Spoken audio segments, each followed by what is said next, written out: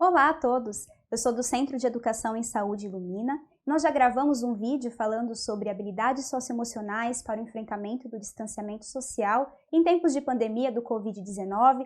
Convidamos o professor Dr. Roberto Tadeu Yawashita e nós estamos dando sequência num segundo momento nessa entrevista para dar continuidade a essa temática muito rica, muito ampla. Então nós temos mais algumas perguntas para dar sequência com o professor. E aqueles que não conseguiram assistir o primeiro vídeo na íntegra, nós vamos deixar disponível na descrição do vídeo o link para acesso ao primeiro conteúdo e convidamos aqui o Dr. Roberto Tadeu Yawashita para fazer uma síntese do que nós tratamos no primeiro antes de iniciar as novas questões. Muito obrigada, damos sequência então, professor. Olá, Mayla, olá a todos. Gostaria de resgatar então um pouquinho do que a gente conversou e a gente falou de um tema extremamente importante, atual, complexo e que nesse cenário requer da gente uma atenção muito especial. Um dos primeiros pontos que nós tratamos foi como responder a esta pressão referente ao ensino remoto e ao mesmo tempo lidar com a questão das habilidades socioemocionais.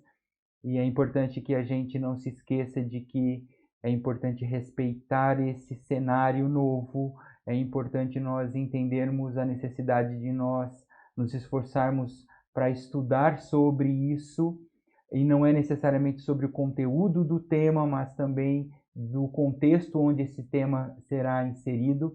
Nós conversamos um pouquinho também sobre o papel do professor em relação a como lidar com esse cenário e entendemos que o nosso papel de mediador ele continua acontecendo a despeito de todo esse cenário. É óbvio que essa mediação ela sofre as consequências desse cenário em relação ao uso de ferramentas, muitas vezes ao desconhecimento dessas ferramentas, e isso tudo precisa ser entendido com muita calma, para que se busque soluções mais adequadas para esse momento.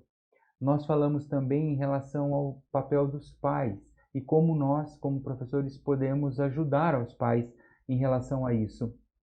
E dos pontos principais que eu vejo é a importância de sermos empáticos com eles, no sentido de tranquilizarmos, no sentido inclusive, aqueles que têm a experiência da maternidade, da paternidade, de oferecer um suporte, mesmo que numa fala muito simples aos pais, no sentido dessa tranquilização e também no sentido de como eles poderiam ajudar os filhos nesse momento difícil, né? E uma das dicas que eu acho que são importantes diz respeito à questão do tempo que eles destinam para essas atividades e, na medida do possível, nós como professores organizarmos tarefas em que a gente não sobrecarregue os pais, ainda mais nesse momento tão complexo, tão difícil que todos estamos passando, né? É um pleno exercício de empatia, né? Uma das habilidades socioemocionais, inclusive. Exatamente. Excelente. Vamos então à próxima pergunta. Com a implantação do ensino remoto emergencial, os professores se tornaram oficialmente a ponte entre todo o sistema de educação e os estudantes. Os professores têm sido solicitados por diferentes vias: a gestão escolar, os pais e responsáveis, os alunos, a necessidade de preparação para enfrentar o desafio do uso pedagógico de tecnologia. Enfim, são várias as vias que têm pressionado até os professores, quando muitos nunca tiveram experiência com a educação à distância. Diante disso, os professores precisam buscar apoio informacional, mas também emocional e psicológico. Então, quais estratégias, práticas, conhecimentos e habilidades são necessários para que tenhamos professores preparados para este desafio? Olha, Mayla, mais uma vez uma pergunta bastante complexa, né? Porque envolve muitas variáveis, né? A gente está falando de habilidades, a gente está falando de conhecimento, a gente está falando de competências enfim, a gente está falando de estratégias. Eu diria que para cada um desses pontos há uma fala, há um momento que certamente transcende a esse que a gente tem disponível para conversar sobre cada um desses pontos e respondê-los, né, de uma maneira mais sintetizada. Mas eu diria que, juntamente com esse exercício de empatia, esse é um momento que a gente pode usar de uma outra habilidade que tem a ver também com pensar no outro, que é a questão da colaboração. E para mim esse é um momento muito ímpar, em que, claro, sempre a colaboração foi um dos aspectos muito valiosos na escola, em especial em relação aos professores, à direção. E nesse momento essa colaboração está sendo ainda mais necessária e de uma forma diferente daquela usual que a gente geralmente o faz. E por que eu digo essa questão da colaboração como um aspecto importante? Porque cada um dentro de uma equipe, de um conjunto de professores e gestores dentro da escola, pode ter domínios, competências, conhecimentos que, se compartilhados nesse momento, podem ajudar muito a responder essa pergunta. Então, para mim, antes de dizer, olha, veja isso, leia aquilo, faça aquele outro, eu diria, converse com os seus colegas, estabeleçam um grupo de suporte, porque cada um tem habilidades diferentes e que no conjunto podem ajudar muito a encontrar respostas para isso. Mas eu diria que tem algumas coisas que estão em jogo nessa pergunta que você me faz. Uma delas é: que conhecimentos são importantes? Olha, hoje a gente tem visto o quanto a falta de conhecimento das ferramentas digitais, sejam elas as mais simples ou as mais complexas, o quanto isso, nesse momento, tem sido um elemento, por exemplo, de geração de ansiedade nos professores.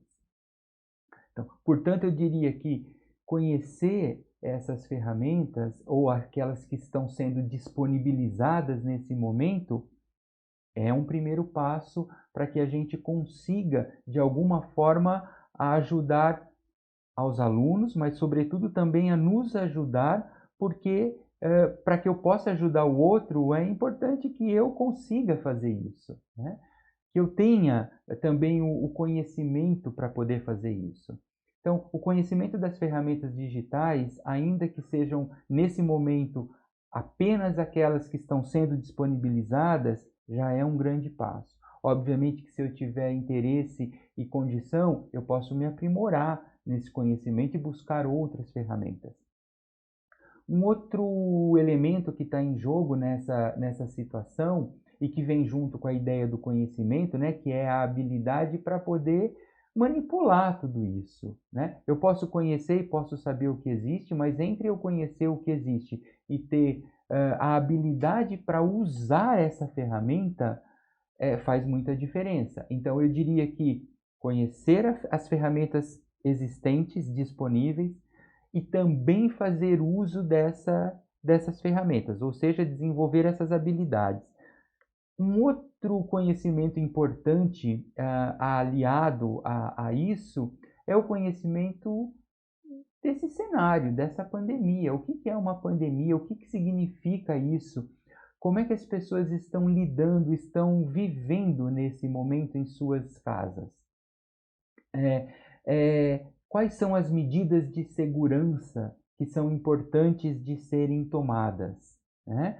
Isso também é uma outra capacidade ou uma outra competência envolvida, que é uma gestão responsável das minhas ações, né? E entender que cada ação que eu tomo vai gerar uma consequência, e eu não necessariamente estou próximo dessa consequência para ver o que acontece com o indivíduo, com o aluno, com o pai e mesmo no ambiente, né? Portanto, eu diria que ter esses conhecimentos sobre o que estão sendo colocados em termos de conhecimentos ligados à saúde, em termos de conhecimentos que estão sendo difundidos especialmente na mídia, e aí depois a gente fala que é um cuidado importante que a gente precisa ter em relação a isso, mas de fontes que são seguras, que eu costumeiramente busco para que eu possa preparar as minhas aulas, enfim. Mas aí o conhecimento é um conhecimento do cenário mesmo, né? Porque isso certamente tem implicações na hora que eu vou propor uma atividade remota, por exemplo, para o meu aluno. Eu preciso saber desse cenário, eu preciso saber o que ele tem disponível, né? Eu assisti um depoimento na internet em que o aluno ele elogiava a professora por todo o esforço que ela estava fazendo naquele momento, mas ele pedia desculpas porque o único acesso que ele tinha era de um celular que ficava com a mãe enquanto a mãe estava o dia todo no trabalho. E ele só podia fazer as tarefas naquele momento em que a mãe liberava este celular para ele. Portanto, veja, é uma condição de uma restrição que não necessariamente está na habilidade, está no conhecimento, mas está na condição de uso dessa ferramenta. Então, o professor também precisa ter esse tipo de conhecimento desse contexto, né? E aí é por isso que eu reforço tanto essa ideia de que, para além desse conhecimento que a gente tenha das ferramentas e mesmo das questões que nos são mais fortes, que é o domínio do conteúdo mesmo, da nossa área, eu diria que é você ter uma clara noção da condição contextual onde esse ensino vai ser repassado para o aluno de forma remota.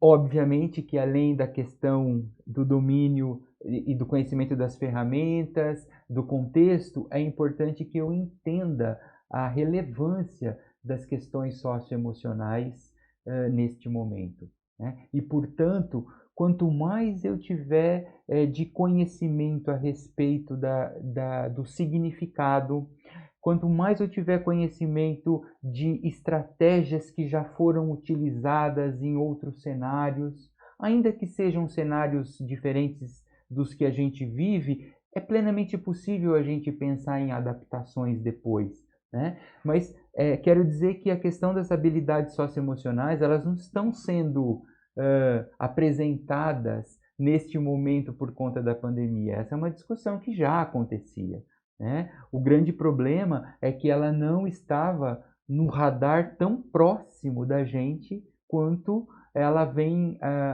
aparecendo agora por conta desse cenário. Portanto, conhecer também sobre o conteúdo dessas competências socioemocionais, buscar apoio com pessoas, com profissionais que já discutem, que já vêm desenvolvendo um trabalho nessa direção, também é importante, né? Então, tem conhecimentos que eu diria que são conhecimentos mais teóricos, tem outros conhecimentos que eu diria que são conhecimentos que requerem uma aplicabilidade maior, e eu diria que tem outros conhecimentos que eles estão presentes no nosso dia a dia como professor, mas que nem sempre a gente ou os utilizava ou os reconhecia como importante, como, por exemplo, essa ideia do pedir ajuda, do pedir apoio. O apoio social, e daí eu dizer por que eu acredito nesse coletivo e entender que a cooperação é uma habilidade extremamente importante nesse momento, é justamente por isso. É porque este apoio social não só nos auxilia como professores nessa tarefa difícil, complexa que está sendo nesse momento, no sentido pedagógico, mas esse apoio social também nos ajuda na questão pessoal, de reconhecer que eu tenho um par, um amigo, um colega de trabalho que tem passado situações muito parecidas com as minhas, né? E que, portanto, se a gente cria essa comunidade, eu diria que é uma comunidade de aprendizagem dos professores, para construir um conhecimento para lidar com esse cenário. E essa construção, ela pode ser coletiva. Na medida em que eu tenho um colega do grupo que entende mais de tecnologia, na medida que eu tenho outro colega do grupo que entende mais de como eu poderia falar de um determinado conceito que diz respeito, por exemplo, à matemática ou à biologia, e transportar isso para esse cenário que é o que eles estão vivendo, eu vejo que esse é um momento muito propício para a gente fazer aquela colocação de que o que nós ensinamos precisa estar próximo de quem aprende, precisa respeitar o contexto de quem aprende. E, portanto, para que eu saiba qual é esse contexto, eu preciso ouvir, eu preciso escutar o que este aluno está dizendo para mim. O que esse pai está dizendo para mim? Como é que esse aluno se sente? Né? Como é que ele está passando emocionalmente por essa situação? Né? Isso é muito importante, porque a escuta ativa, atenciosa, né, comprometida com a fala do aluno, é sim outra habilidade socioemocional importante. E nós, como professores, a gente tem muito o hábito de ensinar, de dizer o que o outro deveria aprender, o que o outro deveria saber, mas a gente pergunta muito pouco para o aluno o que ele gostaria de aprender. Como, nesse momento que ele está vivendo, ele poderia aprender melhor sobre alguma coisa que é do interesse, que é do conteúdo, que é do currículo, e que eu, conhecendo esse cenário dele, posso então pensar numa atividade remota, mobilizar os meus conhecimentos que são específicos do pedagógico para ensinar o específico, mas aí me utilizando então dessa ferramenta, que se eu não souber, posso pedir ajuda para um colega que talvez esteja fazendo isso com mais habilidade, né? E tudo isso para mim tem algo, me leva a um outro conhecimento ou autoconhecimento importante, que é algo que a gente no grupo estuda com muita profundidade, que é você se sentir capaz de conseguir realizar esse ensino remoto. Então, eu diria que tão importante quanto você ter conhecimento de algumas ferramentas, você ter conhecimento do que é o ensino remoto, você ter conhecimento do seu conteúdo pedagógico, o específico, do conteúdo específico mesmo, é você acreditar que, a despeito dessa condição que você como professor vive nesse momento, você vai conseguir sim levar o seu aluno a aprender e a aprender aquilo que for possível neste momento.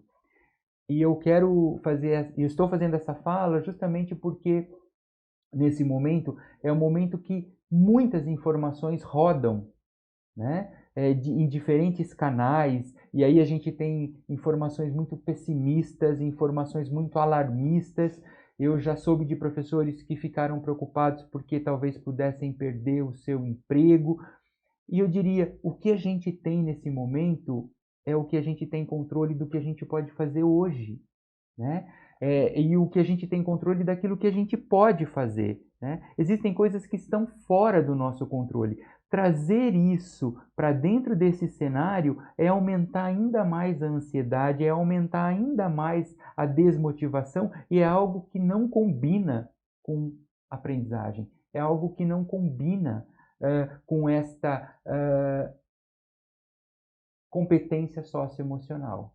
Né? Excelente ouvir essa fala sistematizada dessa maneira, e se me permite resgatar alguns itens, né, do ponto de vista da estratégia, a história do aluno que não conseguia ver só quando a mãe chegava do trabalho. É interessante investir e ter estratégias diversificadas, né? Tanto atividades remotas síncronas quanto assíncronas. Então, ao mesmo tempo é importante a gente ter a interação no momento, fazer ao vivo, que tem as suas limitações, mas tem essa questão interativa que a gente pode gerar no remoto, que é muito importante e essencial também. Ter a possibilidade também assíncrona, ter a possibilidade de fazer e deixar disponível para quando for possível, do ponto de vista de viabilizar as estratégias de acesso, né? um outro aspecto que eu peço licença para resgatar também, sobre a habilidade colaborativa, né, que o professor mencionou. De cooperação. Isso, cooperação, isso. Obrigada. E eu faço então um convite para todos, que a gente consiga exercer essa cooperação. Eu convido todos para participarem desse momento, apesar de ser assíncrono, que vocês enviem comentários, entrem em contato conosco e resgatando também a importância de ouvir o que os alunos têm a dizer, o que os pais têm a dizer, né? Muitas vezes a gente precisa da voz, mas é importante da escuta também. Então, nós pedimos a licença a todos que nós consigamos dar escuta a vocês, então que vocês possam, né, falar conosco, envie comentários, envie sugestões, envie dúvidas, envie comentários sobre itens dessa entrevista, da primeira parte, dessa segunda, que vocês queiram ter mais conhecimentos a respeito, né? À medida que o professor falava, eu fui me lembrando de alguns itens, né, da teoria que ele estuda no grupo Teoria Social Cognitiva e Práticas Educativas, a crença na autoeficácia, né, o desengajamento moral, uma linha teórica muito interessante que nos dá ferramenta, nos instrumentaliza para lidar com todas essas coisas. Então fica o convite, nos mande por e-mail seus comentários, suas críticas, suas sugestões, para que a gente consiga exercer essa habilidade, né, cooperativa e que nós possamos ter outros momentos também ao vivo, também com outras formas, outras modalidades de contato com vocês, que nós consigamos contribuir. E para isso é importante a gente saber do que vocês precisam e como nós podemos contribuir com todos vocês. Então fica esse convite, o e-mail vai ficar disponível no rodapé do vídeo e também na descrição do vídeo, e eu reforço isso no final com toda certeza. Um aspecto também que eu gostaria de colocar, Mayla, e também para os colegas, é que nesse momento nós precisamos muitas vezes entender que às vezes menos pode ser mais. Uma das grandes críticas que eu já li em reportagens e mesmo em comentários com colegas professores da educação básica é que os alunos têm colocado a grande quantidade de tarefas e muitas vezes tarefas complexas que precisariam de um outro tipo de suporte para que eles pudessem realizar e eles não conseguem esse suporte por conta desse cenário, né, dessa situação. E aí eu estou me lembrando de alguns aspectos que são muito importantes da gente não se esquecer e que tem a ver com esse conhecimento, né? A ideia de que a gente poderia propor atividades que fossem possíveis de serem realizadas, né? Ainda que elas, de certa forma, possam ficar aquém da expectativa que a gente tem de querer que os alunos aprendam, né, todo aquele conteúdo. Por quê? Porque tem uma questão motivacional envolvida aí.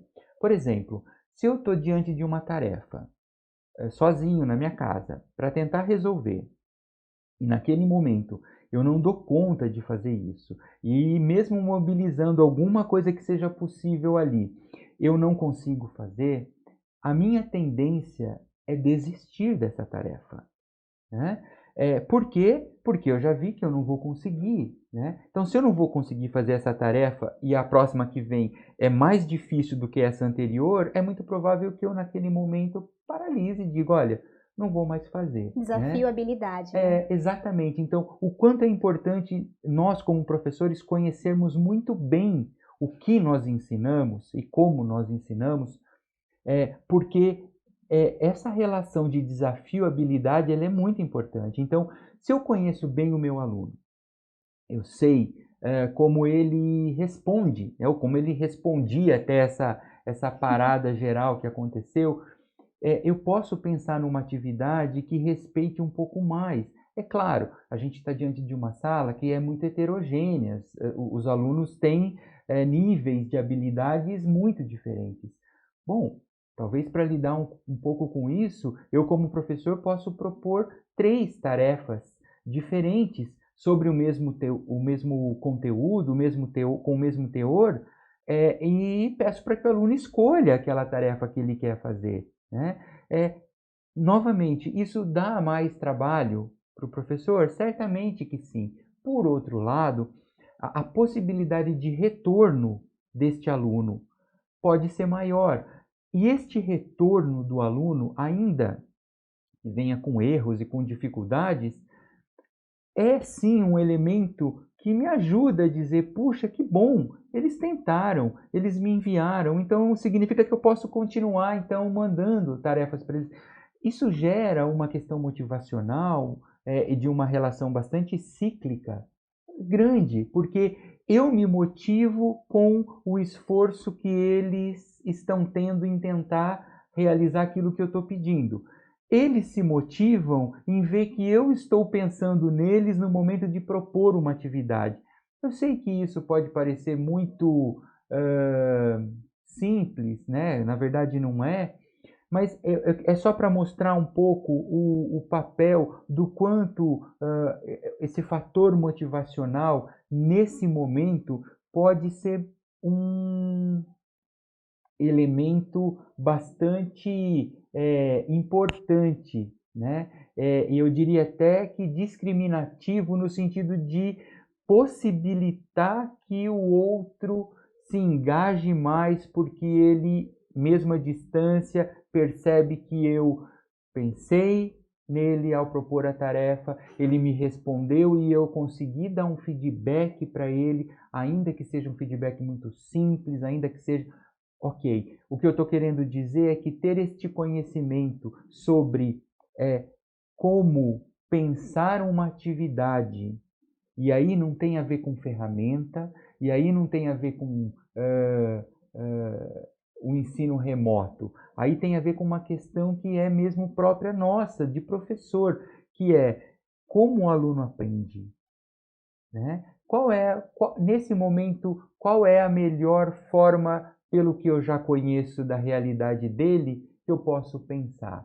Então, eu diria que essas são boas estratégias para você. Talvez esse seja ainda um momento de sondagem, um momento de conhecimento.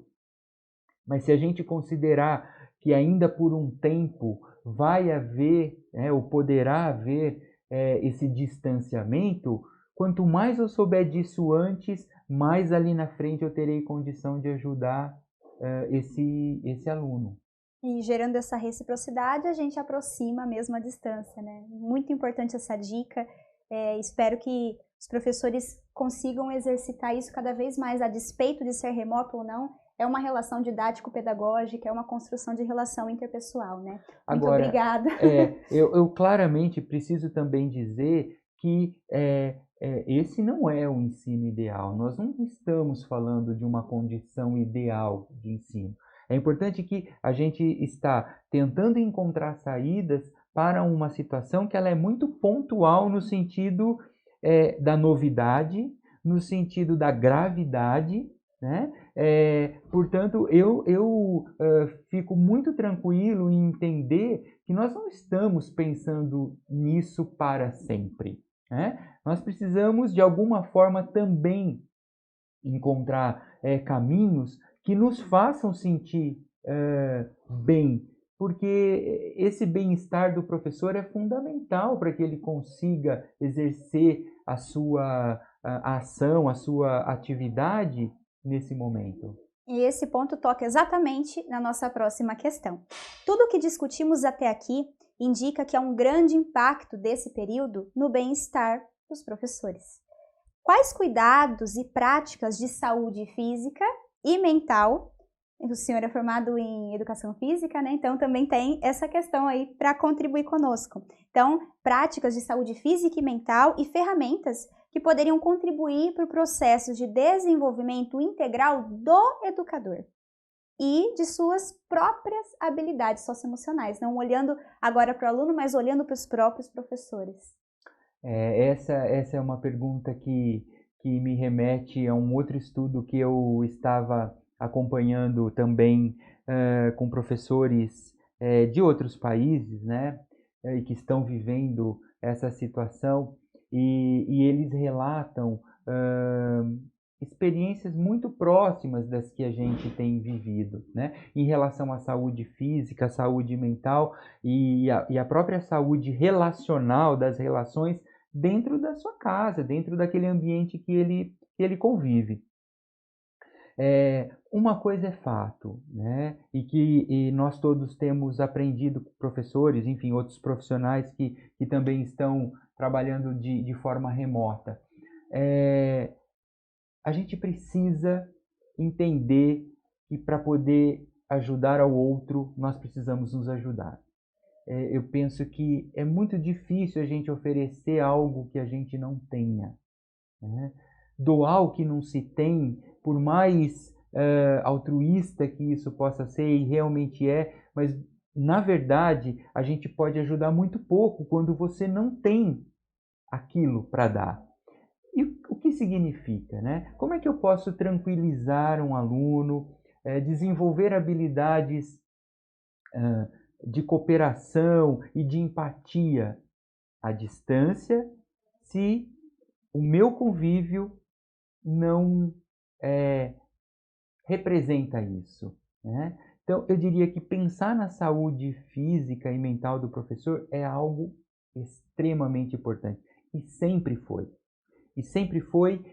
A pandemia só está ressaltando isso. Como muitas outras coisas, ela está realmente trazendo um colorido para nos fazer para nos chamar a atenção de coisas que são muito importantes e que estavam ali adormecidas. A questão da saúde do professor é uma delas. A gente tem estudos, muitos estudos falando, por exemplo, da questão do burnout do professor, desse esgotamento físico-mental do professor. Isso não é de hoje, esses estudos estão aí, esses números só vinham aumentando e é muito provável que depois da pandemia esse estado de esgotamento do professor vá aumentar. Infelizmente, é muito provável. É fundamental que a gente, como professor, não se esqueça disso. Não se esqueça do quanto é importante pensarmos em algumas ações para lidarmos com a questão da nossa saúde física, mental e relacional e ambiental. É interessante porque eu tenho visto comentários de diferentes naturezas a respeito da questão, por exemplo, da saúde física, né? Então a gente vê muito agora lives e postagens nas redes sociais de todo mundo fazendo um monte de coisa e tem que cozinhar, e tem que fazer atividade física, e tem que fazer coisas que você nunca fez na sua vida, então aproveita esse momento para você aprender uma coisa nova. Eu diria, calma, né? A gente não precisa mostrar para todo mundo que a gente é super competente, que a gente consegue fazer todas as coisas e que agora nós aproveitamos esse momento para nos revelar os nossos talentos escondidos. Não é assim. Eu diria, claro que fazer uma atividade física todo dia, dentro de casa, é importante, óbvio que é, mas a gente sabe disso, né? Você poder cuidar da sua alimentação, né? Poder agora, talvez, ter um momento para poder pensar melhor nas escolhas que você faz em relação à questão nutricional, claro que é importante, né? Então, a minha vontade de dizer para os professores a respeito dessa questão da saúde física, da saúde mental, eu diria, calma, se tranquilize, busque um caminho do meio, né? Busque um caminho no sentido de encontrar tarefas no seu dia que te gerem prazer, né? Porque você está tendo que lidar com situações muito estressantes. E aí eu estou pensando naqueles professores que sentem muita dificuldade de lidar com essa questão do ensino remoto, das ferramentas, né? Então, não coloque mais um agente estressor no seu dia, né? Então, se para você fazer exercício para você vai ser um momento de estresse e de ansiedade, não faça. Esse caminho não é para gerar estresse, esse caminho é exatamente para o contrário, né? E aí, essa atividade física, a gente pode pensar em várias possibilidades, né? Hoje a gente tem, e aí, novamente, o cuidado de saber selecionar a informação que está disponível na internet, mas a gente tem canais seguros, informações seguras daquilo que é possível de fazer, né? A gente pode ter desde de uma atividade, por exemplo, que é um alongamento, que é uma atividade mais cuidadosa, mais de atenção para o seu próprio corpo, como a gente também tem atividades mais intensas, como, por exemplo, atividades de alta intensidade que você faz por 10, 12, 15 minutos, né? Enfim, você tem uma quantidade relativamente grande de possibilidades para você cuidar da sua saúde física.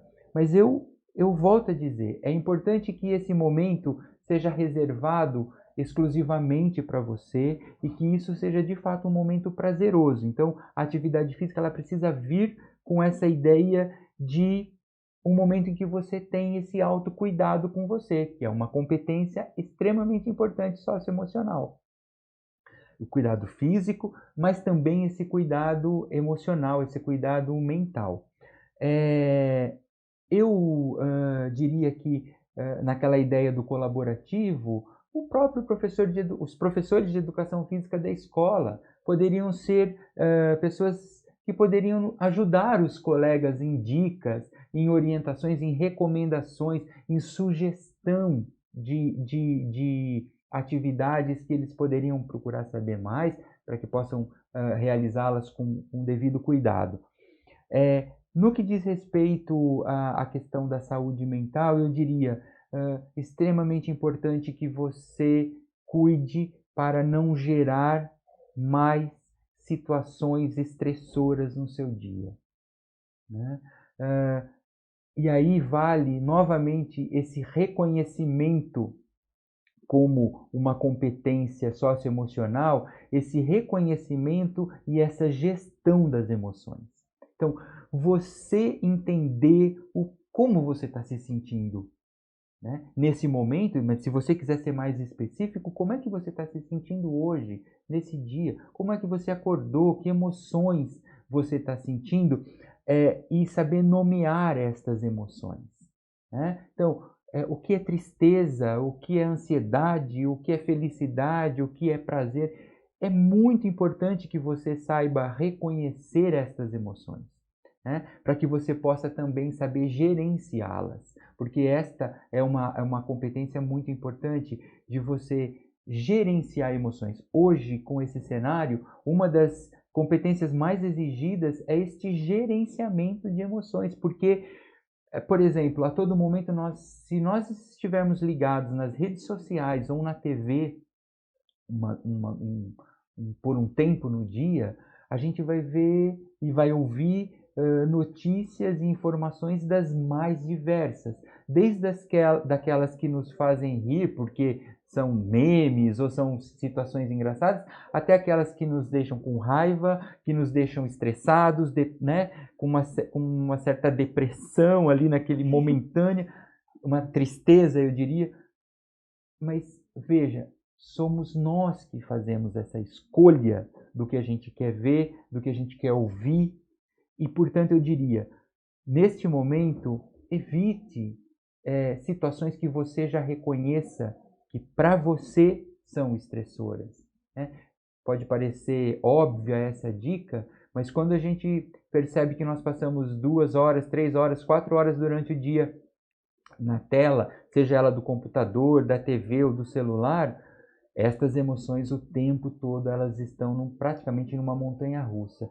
E isso não é algo que de fato nos ajude em termos de saúde mental, né? Então, se eu posso nesse momento dar dicas, a primeira é calma, se tranquilize, encontre um espaço dentro de você e dentro da sua rotina que você possa conhecer, que você possa se expressar, né? Eu até tenho um desafio que eu vou colocar no final, no sentido de fazer com que a gente faça esse exercício de reconhecimento do nosso próprio estado emocional, para que a gente consiga entender como isso vai se movimentar. É muito dinâmico ao longo do dia, e imagine ao longo de um determinado tempo como esse que a gente está passando e que provavelmente ainda vai passar.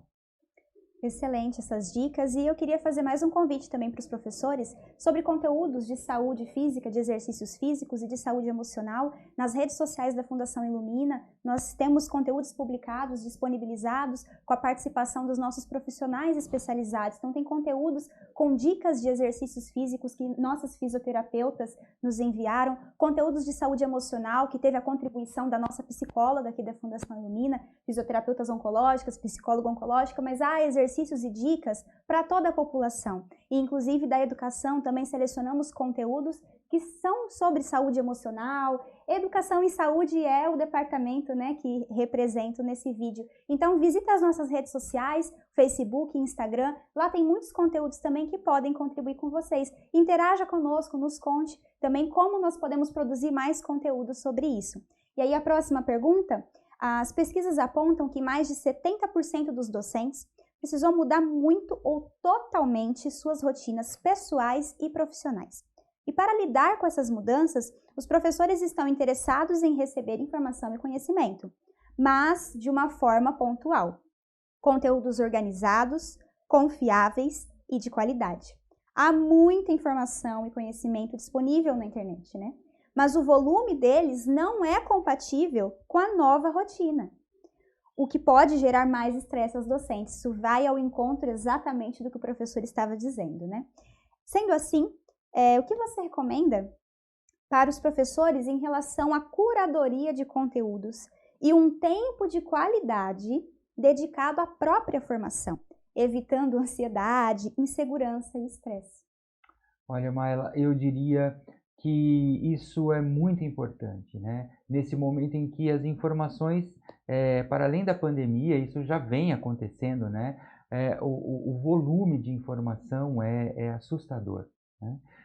Se por um lado pode ser muito interessante para que a gente possa cada vez mais pensar em possibilidades e estratégias, enfim, em conteúdos diversificados, por outro lado, o cuidado com notícias falsas, com posts que a gente desconfia ou não tem uma certa credibilidade em relação à fonte daquela informação, a gente precisa tomar bastante cuidado com isso, porque inclusive isso nos afeta muitas vezes pessoalmente ao receber essas informações, né? Eu diria que a escola, eu coloco de novo a escola, o grupo de professores, porque eu entendo que essa é uma ação, pode ser uma ação coletiva, mais coletiva do que individual, né? Porque veja, todos nós como professores estamos envolvidos em torno de um projeto político-pedagógico da escola, né? Que tem ali objetivos de aprendizagem, que tem ali estratégias que são possíveis, que tem metas, que tem processos de avaliação ali relativamente bem definidos. Bom, se é fato e isso, eu entendo que o conjunto de professores poderia pensar em criar um conjunto de critérios, de normas, enfim, de protocolos, que para mim me parece bem essa questão da curadoria. Da informação, para que eles pudessem, por exemplo, inclusive se alimentar desse, eu vou chamar de um repositório, ou eu vou chamar de um arquivo comum, né? Para que ali nesse repositório, nesse arquivo comum, estivessem não só os critérios ou essa curadoria, né?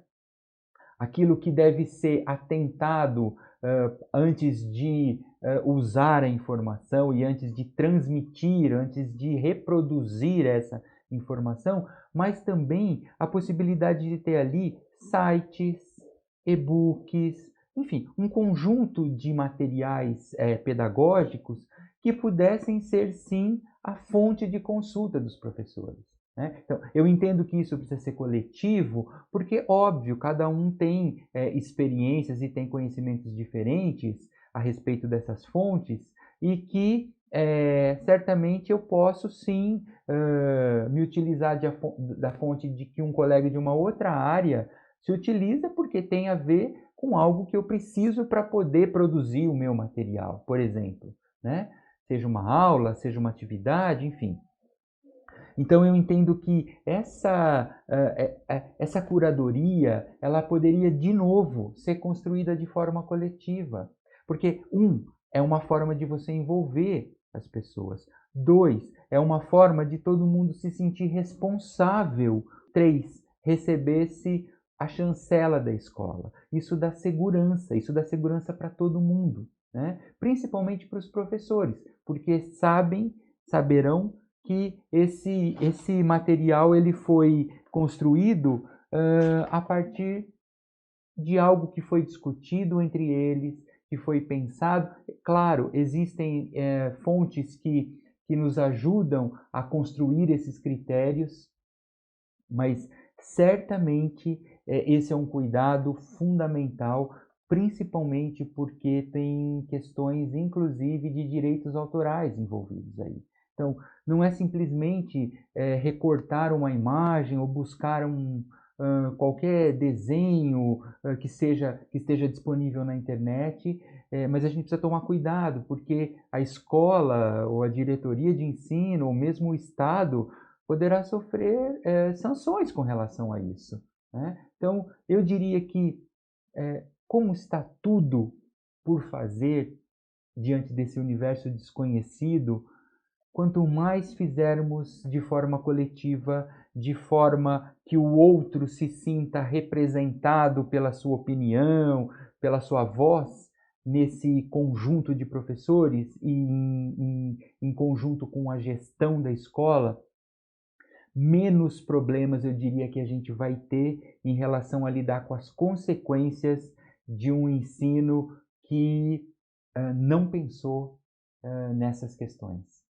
Desenvolvimento e curadoria de conteúdo tem sido uma realidade muito intensa nesses períodos de quarentena no Centro de Educação em Saúde Lumina. Nós, junto com o Departamento de Comunicação e Marketing, intensificamos, né, a disponibilização de conteúdos justamente para que nós pudéssemos também ser uma fonte para as pessoas que precisam ter acesso, né, à informação de uma forma pontual e já com o conteúdo tendo sido feita a curadoria. Então, foi realizada essa curadoria de conteúdos, o envolvimento de toda a equipe, de todos os setores da Fundação Ilumina, a nutrição oncológica, dicas de nutrição também, com a participação das nutricionistas, já citei fisioterapeuta, já citei psicóloga, mas enfim, vários profissionais, enfermagem, equipe de radiologista, corpo clínico, enfim. Então, nós temos nas nossas redes sociais disponibilizado e nós precisamos passar por todo esse processo, tanto de desenvolvimento, quanto de curadoria de conteúdos e um fluxo de validação que envolveu os diferentes profissionais, porque cada um com a sua especialidade contribui para uma área diferente. E o mesmo é válido também, né, para os professores. Então, reforço essa fala, mais uma vez convido para conhecer esse trabalho que foi desenvolvido e tem sido desenvolvido nas redes sociais da Fundação Ilumina. E uma próxima pergunta é a retomada das aulas, esse que é um tema esperado ansiosamente por todos, não? É um cenário aguardado com ansiedade, mas também com muitas preocupações. As salas de aulas já têm como característica a heterogeneidade. Portanto, os professores lidam diariamente com níveis de aprendizagem diferentes. Porém, em condições de distanciamento social, essas diferenças se acentuam. Não só podem, como isso provavelmente está acontecendo. Pela desigualdade de recursos e dificuldade de acesso, conectividade de muitos alunos, não só dos alunos, né? Como podemos nos preparar para o movimento de reintegração ao sistema escolar, na acolhida dos estudantes? Isso nós, enquanto professores, como também os estudantes, como nos preparar para esse cenário que vislumbramos aí com uma certa ansiedade?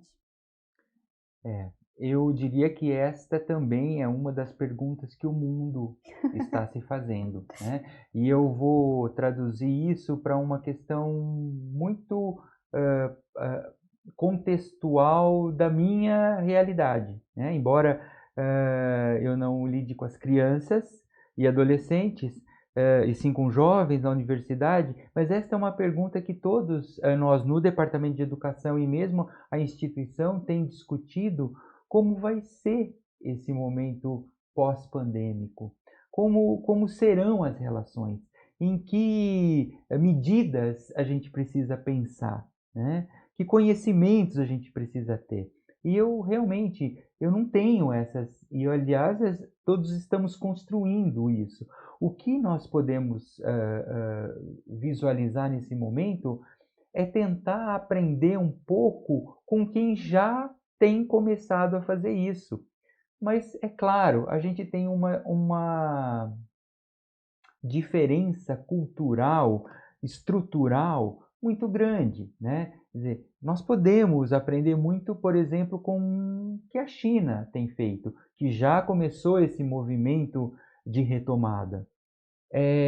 Mas, no entanto, as diferenças são tão grandes que nem sempre é possível a gente fazer muitas adaptações, né? O fato é que nós não vamos nos poder furtar de de alguns conhecimentos que virão de muitas áreas, né? E, de novo, a pandemia está nos ensinando a relevância da interdisciplinaridade, a relevância do coletivo, relevância de você ouvir, escutar o outro. E dentro desses conhecimentos que virão, certamente a gente entende que serão importantes respeitarmos as orientações da saúde pública, que virão da saúde pública. Isso é fundamental, isso vai ser fundamental. Nós deveremos certamente respeitar as orientações que virão de órgãos mais diretivos, né, dos conselhos estaduais de educação, que certamente já estão pensando em como isso vai ser feito, ainda que na prática nós teremos que buscar saídas que nem sempre atenderão por completo ao que as diretrizes recomendam, né? Porque certamente terá todo um movimento de adaptação, de improvisar determinadas situações que não foram previstas nessas diretrizes, né? Então, eu diria que esse momento pós-pandêmico, o que nós vamos fazer, eu diria, estarmos atentos às recomendações que certamente virão desses órgãos maiores aí, e que provavelmente estarão se embasando nas experiências que já ocorreram em outros lugares e que foram experiências de sucesso, ou que estão sendo experiências de sucesso. Isso é importante. Acho que, claro, nós podemos não esperar essas recomendações chegarem, podemos já começar a nos antecipar a muitas delas. O fato é que nós não faremos isso sem seguir boa parte dessas recomendações, né? E isso vai envolver, de novo, um exercício muito grande de saber se colocar no lugar do outro, porque gestão terá determinadas prioridades, determinadas metas e objetivos para serem cumpridos. Os professores também, os alunos também, a família também. Então, veja, como equacionar tudo isso, né? Se não for por um exercício colaborativo e de empatia muito grande, né, nós não vamos conseguir resolver uma questão que vai requerer da gente, sim, conhecimentos dos quais a gente não está preparado, não pensou, e que, portanto, é sim muito sensato, recomendável seguir as recomendações que estão pautadas no conhecimento científico, que estão pautadas em recomendações de segurança, né? Nossa e dos nossos alunos. E eu diria que esse tem sido sim um fator gerador de estresse, né? E aí eu diria que, associado a isso, tem um exercício que a gente precisa começar a fazer, que é diminuir um pouco as nossas expectativas, né? Sobretudo essa expectativa de querer encontrar uma resposta para algo que ainda está sendo construído e que talvez não seja construído necessariamente neste momento, porque é um processo, né? Então, a ideia da gente trazer muito o amanhã para agora e viver em função disso, né, desta expectativa, eu diria, isso pode ser sim um fator gerador de muito estresse, né? Então, o que nós temos? Nós temos hoje, nós temos essa situação para administrar, ela já não está nem um pouco fácil, né? Não tem porquê, neste momento, a gente trazer para esse cenário algo que nos torne ainda mais ansiosos. Volto a dizer, é importante que a gente vá pensando sobre isso, vá conversando sobre isso, mas não com a certeza de que a nossa expectativa vai se realizar. Porque, de novo, né, essas são decisões, muitas vezes, que estão para além da nossa alçada, né? Eu não tenho controle sobre o que o outro pensa, mas eu tenho controle sobre o que eu penso, né? Então, hoje eu diria que essa talvez seja uma saída, uma medida bastante protetiva para a gente, no sentido de nos protegermos em relação a esse nível de ansiedade e de estresse muito grande, mas claro, certamente tem já pessoas pensando sobre isso, nós podemos conversar no nosso grupo sobre isso, mas eu nesse momento eu não entendo como sendo algo definitivo, real, porque não o é. Neste momento ainda não o é. Muito obrigada, professor. Encerramos a nossa lista de perguntas e que fechamento excepcional. Acho que nos ajuda bastante a refletir sobre isso, que a gente exercite muito do que a gente ouviu. E eu queria fazer um convite ao professor, caso ele queira acrescentar alguma informação, algum comentário, né, para fechar essa temática, habilidades socioemocionais para o enfrentamento do distanciamento. Eu gostaria de fazer duas colocações, se você me permite, Maela. Claro. Uma delas, falando um pouquinho do que a gente conversou hoje aqui, né? Eu pensei num exercício e vou colocar aí para aqueles que quiserem, enfim, depois eu até gostaria de que vocês compartilhassem de alguma forma para que eu pudesse saber o resultado disso, né? Mas eu fiquei pensando, bom, como é que a gente pode colocar um pouco em prática um pouquinho de tudo isso que a gente conversou, né? Uma das atividades que eu pensei, veja, eu não quero gerar mais nenhum acúmulo, nenhuma demanda de atividade, mas é para a gente pensar que é possível praticar um pouquinho isso. E aí eu pensei na possibilidade de se criar um WhatsApp nosso para a gente mesmo. Eu, por exemplo, eu tenho um WhatsApp que é meu e eu converso comigo nesse WhatsApp. O que significa eu converso comigo nesse WhatsApp? Esse é um WhatsApp que eu uso, por exemplo, para eu poder mandar recados, para eu me lembrar de coisas que eu tenho que fazer, tem a ver com a minha rotina, tem a ver com a minha lista de compras no supermercado, enfim. É um WhatsApp que conversa comigo. E por que o WhatsApp? Porque hoje a gente, de fato, tem usado muito essa ferramenta para diferentes utilidades. E aí, então, eu criei um WhatsApp para mim mesmo. E o que significa, como que eu fiz isso? Eu criei um grupo, adicionei pessoas, eu era o administrador, eu sou administrador, e depois eu cancelo a participação dessas pessoas, e aí eu tenho o meu WhatsApp. O meu WhatsApp se chama, eu vou explicar e explicar o motivo também, ele se chama Beto e seu umbigo. Por quê? Ótimo. Porque eu faço referência a uma proposta de trabalho baseada numa proposta portuguesa que se chama Cartas de Gervásio ao seu umbigo, que é quando um ingressante no ensino superior ele se depara com um universo tão diferente de tudo aquilo que ele vivia, e ele começa a escrever cartas para o umbigo dele, ou seja, para ele mesmo. E nesse processo ele vai aprendendo a se autorregular, que aliás é uma competência socioemocional de autogerenciamento das suas emoções, de autorregulação das suas emoções. Muito bem.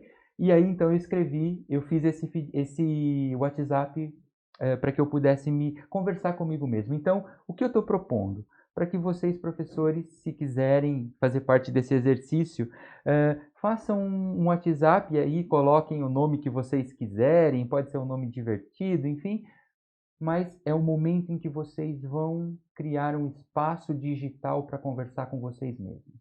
E aí, a minha proposta é, escolha um determinado dia, se quiserem fazer isso por uma semana, por 3 dias, vocês decidem. E comecem o dia e escolham um emoji que represente a sua emoção. A gente tem lá uma lista de emojis que tem tudo a ver com a questão emocional. Escolha um lá. Como é que você está se sentindo naquele momento? Muito bem. E clica lá e manda para você esse emoji. Você pode, aí no seu WhatsApp, relatar coisas que você está fazendo durante o seu dia. Por exemplo, olha, às 9 horas vou começar uma atividade de construção da minha atividade remota para encaminhar para os alunos. Enfim, escreve lá aquela atividade que você vai fazer, qual é o objetivo dela, enfim. Ao longo do dia, coloque um emoji de novo. Naquele momento que você parou para poder conversar com você, como é que você está se sentindo? Veja o emoji que você quer colocar lá e que representa a sua emoção naquele momento. E descreva, fale, mande áudio para você mesmo de como você está se sentindo, o que você está fazendo, como é que foi fazer aquela atividade, foi difícil, foi desgastante, por que você acha que foi difícil fazer aquilo, o que você deveria saber e que de repente você fala, puxa, se eu soubesse mais isso eu teria, hoje não estaria passando. Enfim, mande um recadinho para você, pode ser áudio, pode ser escrito.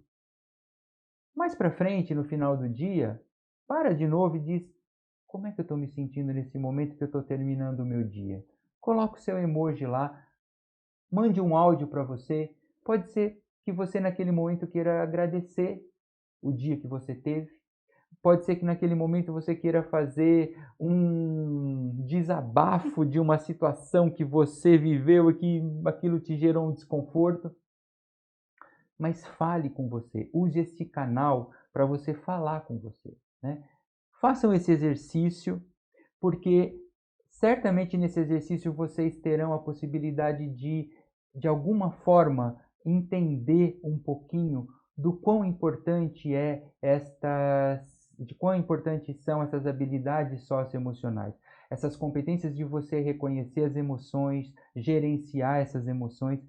E depois desse exercício, claro, é só um exercício, mas ele pode ganhar uma outra dimensão. Ele pode ganhar uma dimensão do grupo de amigos ali, e aí eu posso escolher um dia da semana para conversar sobre como é que foram os meus emojis naquela semana. Enfim, o que eu estou querendo dizer é que neste momento, criar um grupo, primeiro você se reconhecendo diante das suas emoções, se reconhecendo diante da complexidade que é gerenciar essas emoções, da importância que é de você se colocar no lugar do outro, e esse outro nesse momento pode ser seu filho, a sua filha, o seu marido, a sua esposa, ou a sua avó, de repente é alguém com quem você está convivendo naquele momento. E depois pensar o quanto que isso tem relação com as suas atividades que você faz no seu dia a dia, né? Então, é um exercício que eu convido vocês a fazerem e principalmente a compartilharem, porque acredito que vocês podem se surpreender com o quão essas emoções elas vão acontecendo de forma muito rápida e muitas vezes fora da nossa autoconsciência, e isso é um grande problema. Estar autoconsciente para as nossas limitações, para os nossos desafios, para as nossas competências, é muito importante para que a gente possa, de fato, começar a exercer esta competência socioemocional e mais, começar a falar sobre isso e a exercitar essa competência com os nossos alunos, por meio do ensino, por meio da aprendizagem, no intuito de nos tornarmos cada vez mais conhecedores de nós mesmos, isso é muito importante, e também o quanto que isso pode ajudar os alunos a se reconhecerem, então, como sujeitos autônomos, como cidadãos, como pessoas que têm a sua importância, toda a vida importa, e eu pensei nessa atividade porque poderá ser um exercício muito interessante e que está ali, próximo da gente. Nós estamos com o celular, né? É uma ferramenta que está tão presente dentro do nosso dia a dia. E depois compartilhem, porque eu gostaria muito de poder saber e conhecer um pouco mais de vocês, com meus pares, com os quais eu tenho conversado por meio dessa lente, e que certamente poderão me fazer também aprender muitas coisas com as experiências de vocês. Eu quero agradecer imensamente a oportunidade desse convite e dizer que eu e meu grupo de pesquisa, nós nos colocamos à disposição para pensarmos juntos possibilidades, encaminhamentos para sairmos deste momento muito melhores do que nós fomos arrastados para ele, da forma como nós fomos. Então, fica aqui o meu agradecimento, a minha solidariedade, e eu preciso dizer para vocês que nós conseguiremos sair dessas juntos. E se tem algo que pode fazer com que a escola saia dessa de uma forma melhor do que ela entrou, é quando a gente reconhece o nosso poder como agente coletivo, e sobretudo quando a gente começa também a confiar que o meu colega está também compromissado com esse objetivo. Portanto, eu mais uma vez agradeço e espero que vocês estejam bem, fiquem em casa, fiquem seguros e cuidem de vocês e cuidem das pessoas que vocês amam. Obrigado. Sensacional essa dica. Gente, recomendo muito essa atividade. Eu fiquei aqui pensando, meu Deus, eu tenho uma conversa de anos comigo mesma, mas é no Messenger. Eu preciso criar meu grupo no WhatsApp. Façam isso e, por favor, compartilhem conosco. Nós vamos deixar disponível o e-mail cseilumina@gmail.com. Vai ficar disponível no rodapé do vídeo. Mande para nós seus comentários, mande para nós suas dúvidas, suas perguntas.